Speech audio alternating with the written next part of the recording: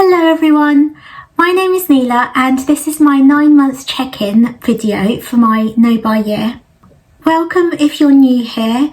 I'll just give a brief recap as to what I'm doing. So from May 2002, I set myself a challenge that I was going to go a full year without buying any new clothes, shoes, accessories, makeup, skincare, hair care, beauty devices and homewares. So it's quite a long list, but basically just I would say it's just anything that you don't really need to buy to live day to day. So I'm still allowed to buy things like food, experiences, travel, and I'm also allowed to buy replacements of things. So say for example, if I've used up every shampoo bottle in my cupboard, then I am allowed to buy a new one. Or say for example, if my kettle broke, then I'm allowed to buy a new kettle. I'm also allowed to buy things for my dog without restriction. And that's basically because I generally only tend to buy things for him when he needs them. And at the time of starting the challenge, I'd only had him for a few months. And so I didn't want the fact that I was doing this no buy challenge to be the reason why he went without something that he might need. And to be honest, I was still in the process of figuring out what he needs anyway. So it just seemed the best way to make sure that he doesn't go without by excluding him from my choice to do a no buy year. I have three main reasons for why I started this challenge. The first one was financial. So I was in a bit of debt and I felt like I was living a bit hand to mouth from month to month. And so I basically thought that if I put a stop to my shopping habits, that could maybe help me climb out of debt a bit and maybe even save a bit of money. The second reason was actually around the fact that I noticed continuously engaging in shopping behaviours was having quite a detrimental effect in terms of it was causing me a lot of stress, it was taking up a lot of my time. And I just didn't feel that it was a productive use of my time. It wasn't nourishing for my soul. And so I basically wanted to do something that would help me escape out of that habit. Lastly, I live in a flat in London, so I don't have that much space. And I started to realise that my habit of having a lot of duplicates and spares of things was really taking up quite a lot of space in my flat that I could do with getting back. So I guess my final reason for doing it was that by putting a stop to buying new things, I could concentrate on using up what I have and creating a bit more space in my flat. In my last video, which was the 6-month check-in, I also shared that I am pregnant, and basically that has meant that I had to break the letter of the law to some degree because I did actually have to buy some new maternity items, but I tried to stick to the spirit of the rules by only buying things that I need because I could no longer fit into my normal version of those things, or I didn't have an equivalent product. So things that I had to buy are things like maternity leggings, jeans, maternity bras, stretch mark cream and a coat. So very much things that I would need to get by on a day-to-day basis. My baby's also due the second half of April, so just before my challenge finishes. So I did mention in my last video as well that I will probably have to add baby stuff as an exceptions category to my original exceptions list as well. I haven't actually bought anything yet for the baby, so I'm doing well so far, but I suspect by the time I get to my 12-month check-in, I would have definitely had to buy some things for the baby. So that's a brief summary of what I'm doing and why. If you want a fuller explanation of the rules, my reasons for doing it, then I would really invite you to check out my intro to No Buy Year video, and also my past videos as well, because they've got a few things that I've learned along the way since I've been doing this challenge. Now onto my 9-month check-in. I want to start off by saying that the 9 months has gone so quickly. The only kind of real cravings to buy things that I've had are basically things to do with the flat, so either organising it better or making it look prettier. But as I mentioned in my last video, I have found a way to cope with the craving that works for me, which is if I really want to buy something, I've set up a Pinterest board called Things to Buy, and I'm basically just saving things on there, and I just find that it really soothes me and it's enough to get me through the year, because I know that come May 2023, if I still want the thing, I can just go out and buy it. I haven't really craved buying things in most of the other categories, so definitely not really makeup or even clothes that much, to be honest. I would say that the reasons why I'm not really craving buying things in those categories too much is because, firstly, in terms of makeup, I have seen how hard it is to use up what I already have, and it's really quite overwhelming. I think I'd have to do a no-buy challenge for like 5 years in order to use up all the makeup that I have. So I guess it just seems really unnecessary to me to kind of buy more makeup now. With clothes, I think it's just the stress. So I felt a lot of peace since I haven't been engaging in those shopping behaviours. And I guess the fact that I can just, I don't have a reason at the moment to buy clothes. Like, I have got, this rule on me that I can't buy clothes. This idea of reintroducing that stress into my life just seems crazy. So I'm very happy. Even if there is something that I really like the look of, I'm very happy that I will go without, just because of the peace I'm feeling from not needing to sort of browse, choose stuff, try stuff on, sending them back, that kind of thing.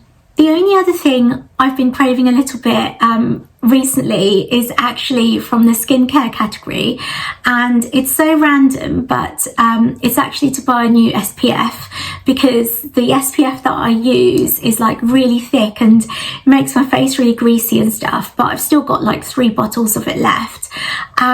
So I've been researching a bit on like alternative SPFs that I could buy, and but I've saved it on my Pinterest board again, so that craving has been dealt with by the use of the Pinterest board.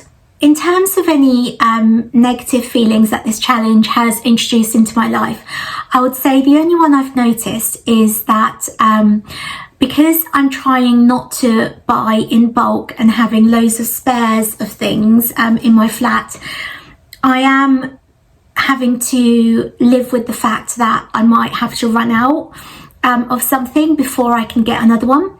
And the reason I'm trying not to have loads of duplicates and spares is obviously because of my third goal that I wanted to achieve from this challenge, which is to create a bit more space in my flat. However, I think the reason why I got like this in the first place is because I've always had a bit of anxiety over running out of things.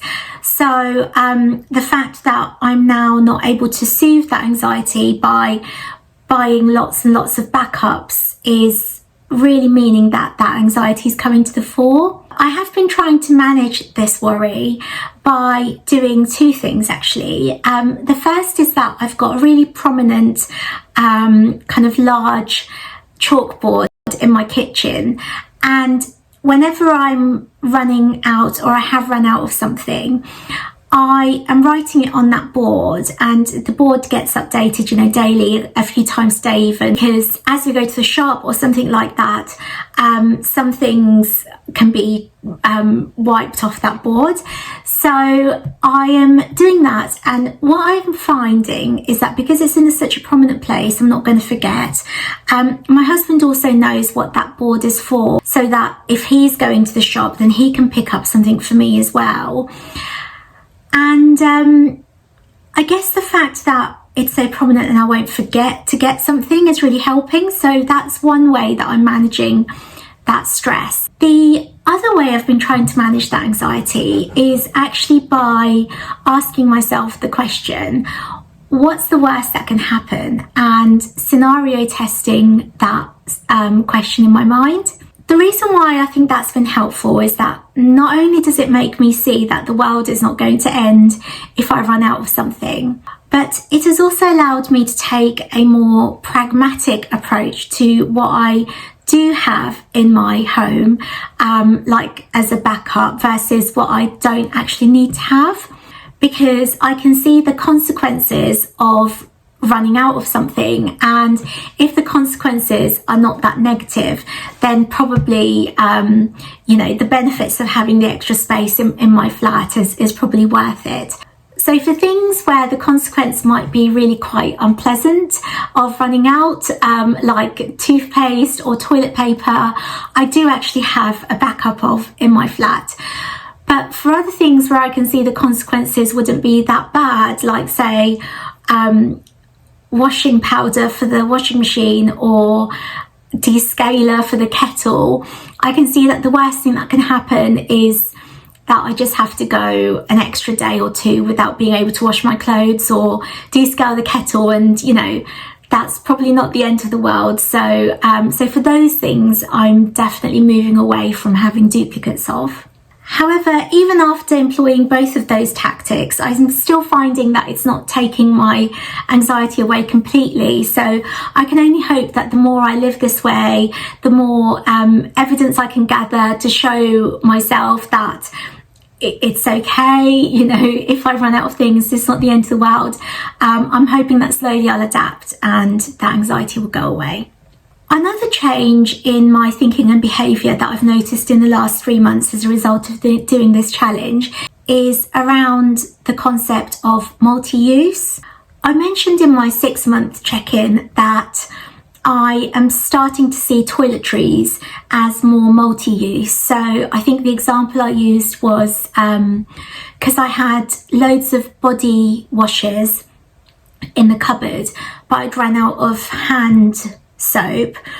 I started putting the body washes in the hand soap dispenser, and it still cleans your hands, it's fine. Whereas I think before I started this challenge, I wouldn't have seen an item like a body wash to be anything but a body wash. So that's an example of how I'm seeing more toiletries to be multi-use. However, although it seems really obvious now, what I hadn't realised at the time is that the same principle could apply to clothes. So as an example, the old me would have different versions of the same type of clothing, but for different activities. Therefore, when it came to leggings, for example, I would have my loungewear leggings, and then I would have a separate category of leggings, which were my workout leggings. So with that kind of thinking in my mind, when I initially bought some maternity items to replace my clothes that didn't fit anymore, I actually bought lounge leggings and I bought a pair of workout leggings. The problem is that I have now grown out of my workout leggings, but I wanted to attend a prenatal yoga class a couple of weeks ago. The thought of searching for a replacement pair of workout leggings and finding one that fits and all of that kind of thing just sounded absolutely exhausting to me. And I did also think it would be such a waste of money, because maximum time I'd wear them for is probably 2 months. However, fortunately, I think after doing this challenge for 9 months, my thinking is a bit more flexible. And so an idea just suddenly popped into my head that, I don't need to buy a new pair of workout leggings. I can just wear my loungewear leggings to this yoga class, because my loungewear leggings really fit me. They're so comfortable and they're easy to move in. So they will be fine for the task. Yes, the loungewear leggings are probably not squat proof, not that I've checked, but it's only going to be in a room with a few other pregnant women, so it doesn't really matter if they're not at the end of the day. So I went to that class with my loungewear leggings, and I can say that I was so comfortable. I don't think anyone noticed, and it didn't hinder my yoga at all. So I think doing this challenge has really helped me to think more flexibly about the things I own and how they can be used.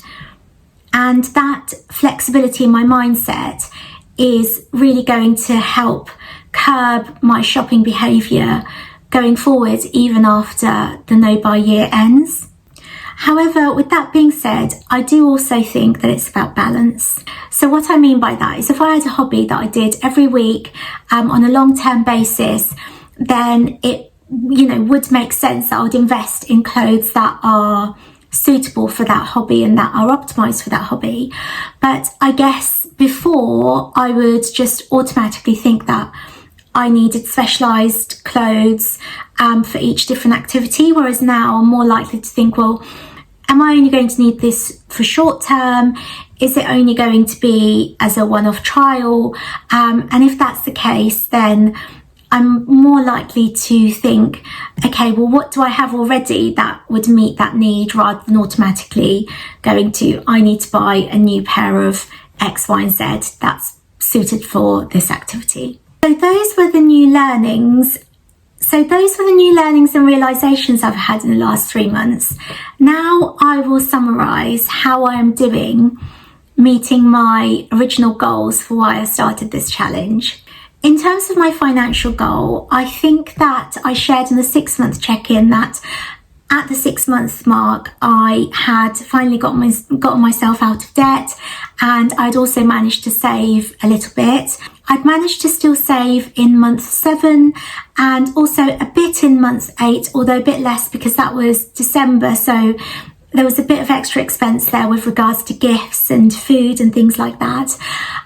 But month 9, which is January, I actually didn't manage to save anything, but I just about broke even. And the reason for that is because my dog's not very well at the moment. So I had some unexpected expenses to do with his health.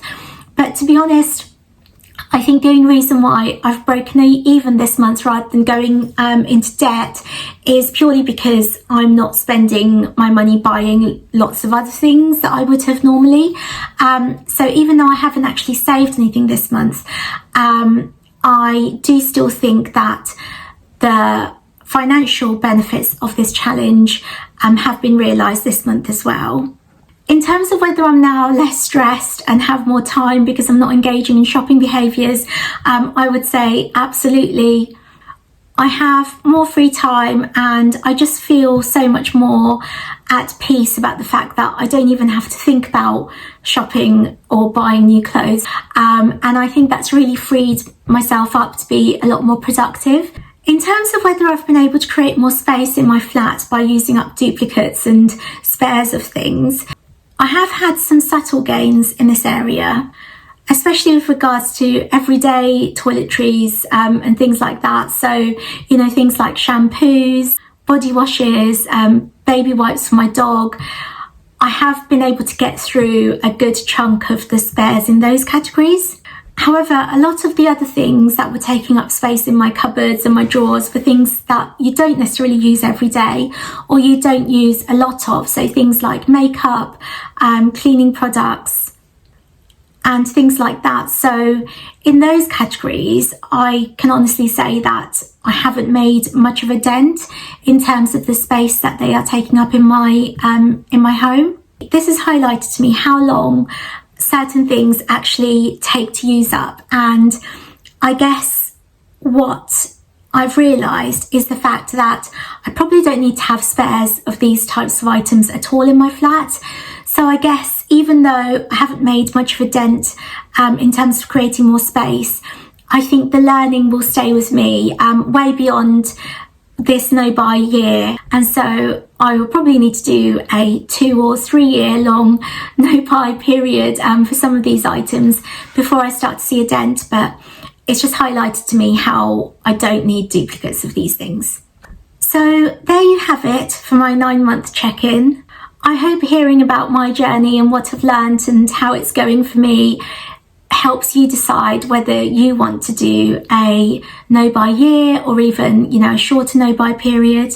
I 100% recommend doing it if you're on the fence, because I think that any negatives are far outweighed by the positives.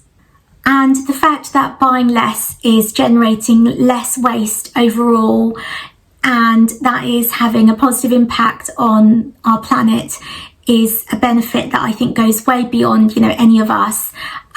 So although it's not a personal benefit that I experience, that is also something that I'm very conscious of and that I find motivating to continue.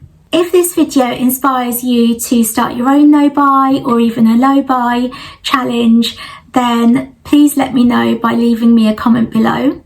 I actually decided to do a no buy year after watching someone else on YouTube documenting their journey, and I am so pleased that I did come across their videos and that it inspired me enough to do it. So I guess if my video kind of inspires you, then I'd love to hear from you, because then I would know that I'm paying that gift forward. Thank you so much for watching. If you want to follow the rest of my journey, then please subscribe.